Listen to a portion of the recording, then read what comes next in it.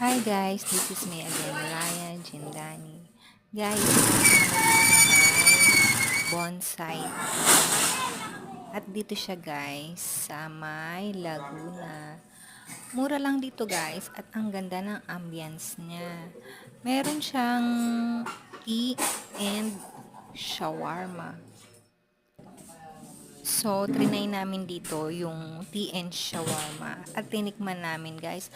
Ang sarap niya pala guys, no? Kapag dumaan uli kami dito, bibili uli kami.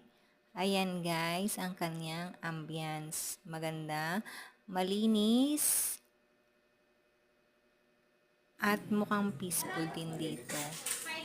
So, ano pang hinihintay nyo guys? Try nyo na rin dito sa may bonsai tea. Siguro may mga branches. 500 wala ako.